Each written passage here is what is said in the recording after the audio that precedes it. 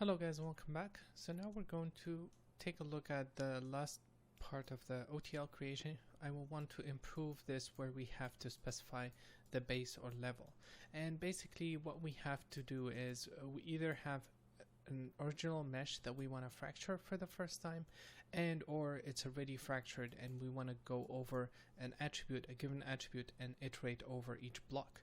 So let's say we have this guy hard-coded by default. It's called center ID. It has a default value. We can name it whatever we want, but for the default value, we're going to call it center ID 1.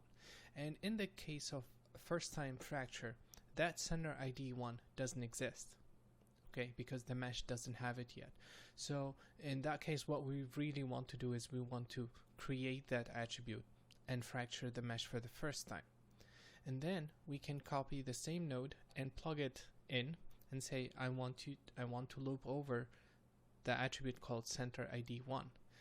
It's gonna check if the attribute exists. It means that the geometry has been fractured once, and we can use that to decide that we want to do a secondary fracture. Okay, and the condition that we want to use is this guy. Instead of having to worry about this or specify by hand, we're going to say, okay, the default loop attribute value is center ID 1, or a default. If it exists in the mesh, it means it has been already fractured once. If it does not, we want to fracture it for the first time. So what we need to know how to do is the switching of attribute based on a condition. And let's create a point attribute. I'm going to call this center ID 1, and it's equal at ptnum, just something to start with. And so we have an attribute, and I want to check if that attribute exists or not. Actually, let's make it a prim attribute. It's a primitive attribute because that's what the type is. When we fracture the mesh, we store this as a center ID 1 at the prim level. And the way we check for this is using the has attrib expression, and you can use the has attrib expression and specify the type of the attribute, or use a predefined one directly. So we know that this is a prim attribute, we're going to use that. So has prim attribute, the geo handle is 0, it's the main input, and the name of the attribute is center ID 1. And I'm going to store this result in a test or check. Take a look. So the check is 1. That means because the attribute exists. If I disable this, attribute doesn't exist, the check is 0. And so that's what we want to use to drive our switch node inside the OTL. So here I have this guy, and I'm gonna dive inside. I've already made the change, but I'm gonna create another switch to show you guys what exactly I did. So this switch node, we want to use the has expression. So I just copied that, and has prim attribute. We want to start with center ID 1. We want to have this hard coded, but the 0 doesn't work in this case. I want to make sure that we're getting the stream here. I don't want to rely on whether this or this, because that's not where we make the decision. It's not from these guys. It's up above. It's the main input.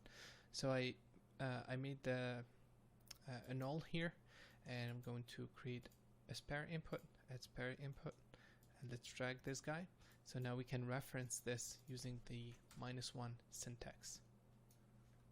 Okay, so now if we middle click on this, or click, it should evaluate, and you can see now it's going through the 0 chain because this attribute doesn't exist. Okay, and let's make sure we're looking through this node. And right now we're hard coding it to center ID 1. So let's go up and let's copy this node. And now we don't rely on this anymore. It doesn't matter what this value is, it's not going to affect the result. And let me delete all these guys because I don't need them. Okay, so now we have done first time fracture using this node.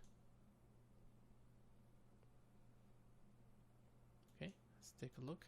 Here we don't have any center ID. If I middle click, we have center ID 1. So now if I plug this guy in,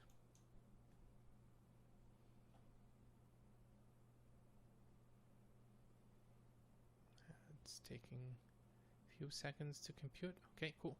So now if I middle click here, you see it made center ID 2, and it did fracture the mesh accordingly.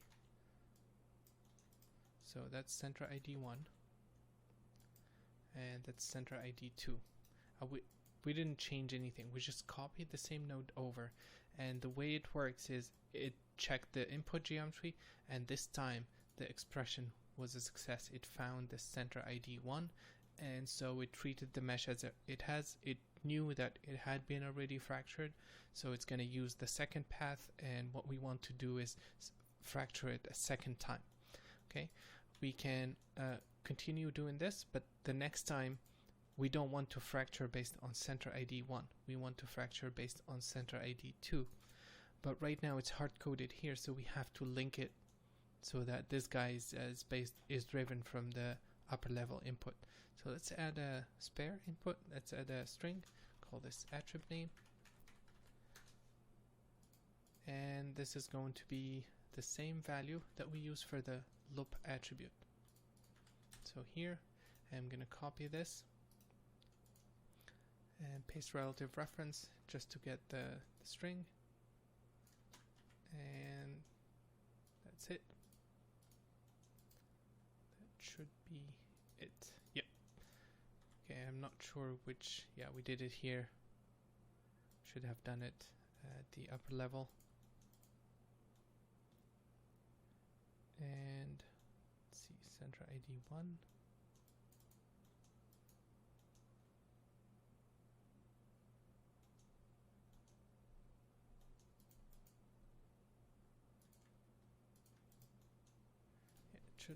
That's how it should be.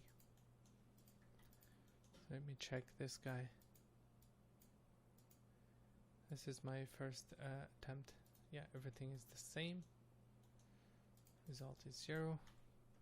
And let's go back. Let me change this to use the finished node, because the two node has to have the same checks. So that gives us the center ID 1, and now it's working. Cool.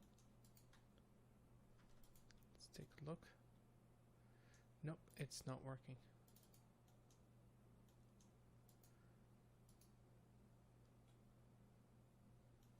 So we're checking for center ID 1. That's center ID 1.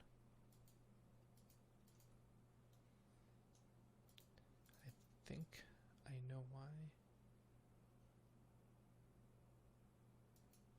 Oh. Okay, let me delete these two guys and do one more check. Okay, so the first time it doesn't have the attribute.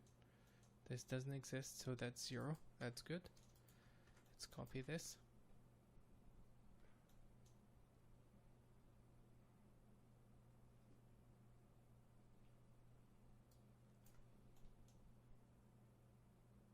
And now it should make center ID 2.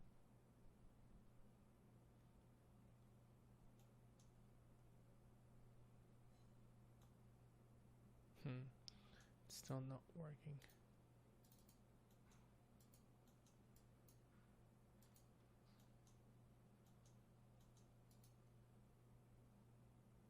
Attribute name.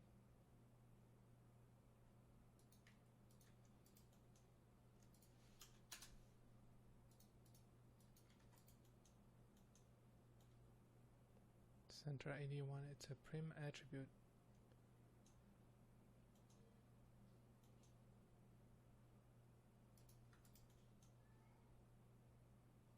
Okay, CHS for a string attribute. It was referencing the attribute using CH, which works for float integer. We need CHS to get the correct value, and now it should be working as expected. Cool. Let's continue. So now we have done the first level and we didn't have to do anything, so that's the first time fracture. The second time it gave us the secondary fracture, and so we got the center ID 2, and now we want to do a third time fracture, so we're going to use center ID 2 to be the loop over, and it's going to generate center ID 3 for us. Let's change this, and there we go, it's working. Let's change this to 60, and let's change this to 50.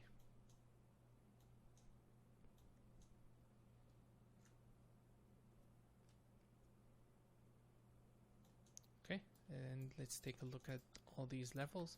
So 0, or 1, 2, and 3. And there we go. Now I can hide this UI. I don't need this guy anymore. Hit apply. And now we just have this loop over attribute and its default value. Let's make sure the default value is what we need. It's set to name currently. I'm going to change it to center ID 1. And again, these are just names. You just have to make sure that you have an integer at the end. Hit apply. It's telling us that other nodes don't have the same UI, and that's fine. Hit accept. I'm going to wait for it to finish. And then I'm going to right click and say match current definition, and this should be my node. And now it's very simple. We just have to specify this, and obviously with a little bit of documentation or an example on how this currently works always help, even for someone who doesn't know how to use this. It would be helpful to provide an example saying, hey, this has this logic that if you put it twice, it's going to figure out automatically what to do. So I'm going to cancel and right click match the current definition. And let's take a look.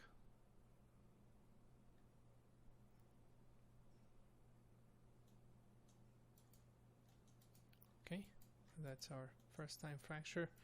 And I'm going to delete these guys. I'm going to create the node again. Still has the UI.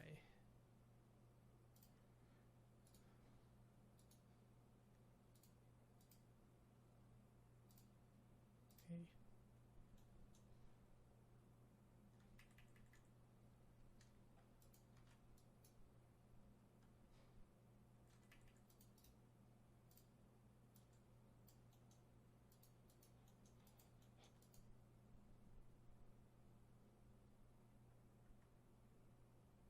That volume VOP feels a bit slow. It should be really fast here, but let's see.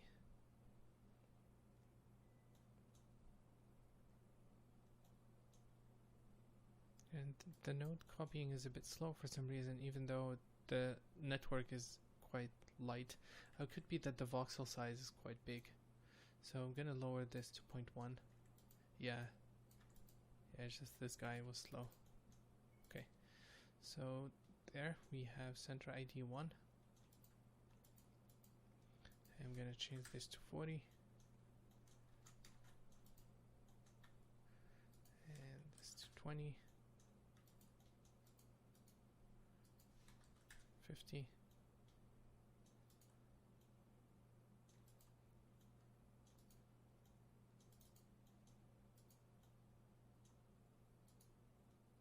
Yeah, and this guy, see, the expression didn't get propagated correctly. So I'm gonna do one last thing, allow editing of nodes. And here, CHS, go up, hit apply, accept, and match current definition. And I'm gonna delete that.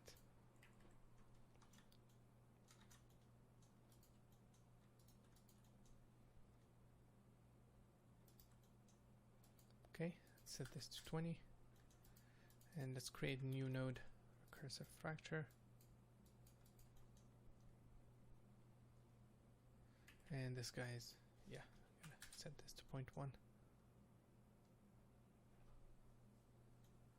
Cool. Center ID 2. Set this to 50. Let's copy and paste.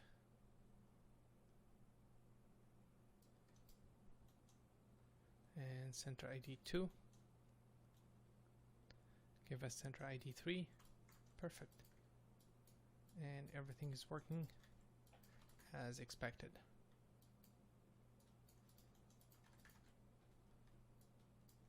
Yep, that's it. Yeah, I don't have anything else to add. We're gonna start fracturing the geometry and creating the destruction setup. Thank you guys for watching, and see you in a bit.